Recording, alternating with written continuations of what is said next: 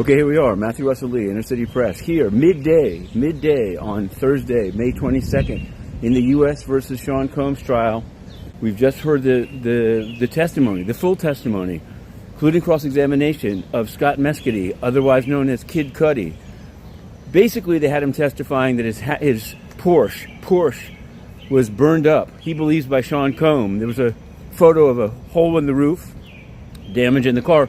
Also, prior to that, a separate incident when his house was broken into. The door wasn't locked, but his dog was put in the bathroom, and before the jury came in, there was some discussion about bad things happening to the dog after that incident. That was ruled inadmissible, just the fact that the dog had been locked up. He also had a dog babysitter. Anyway, he was pretty compelling. He said that, he wanted to give Cassie space. Brian Steele, the lawyer brought in by Combs, fresh from the Young Thug trial, down in Atlanta.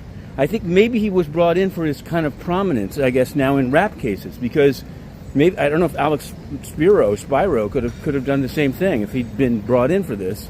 My read on it was that Kid Cudi was kind of deferential and like, okay, Mr. Steele, can I tell you something? The judge said no, wait for redirect, which was by AUSA Emily Johnson.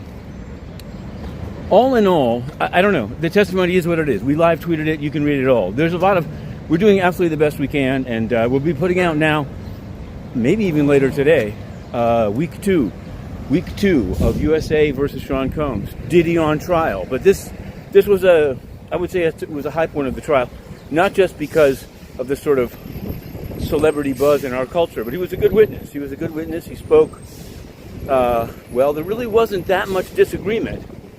I think Brian Steele was also kind of deferential. I think maybe he thought that the jurors liked Kid Cudi, so it was a different approach. It wasn't a blowtorch. He just basically wanted to get him to admit that there were never criminal charges brought about the burning of the car. He said, sort of without foundation, that there was female DNA found in the car. There seemed to be a big admission, though. Scott Mescudi said that 2 years after all this, Sean Combs essentially apologized to him about it. And Steele didn't really have much to say about that. I guess you could say he could have been apologizing about anything.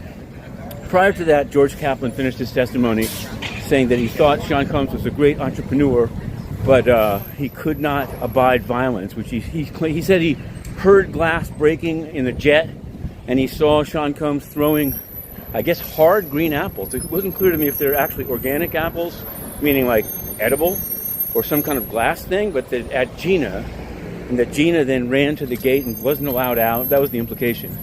Gina, it turns out, will not be testifying in the trial. So things are moving along at quite a clip.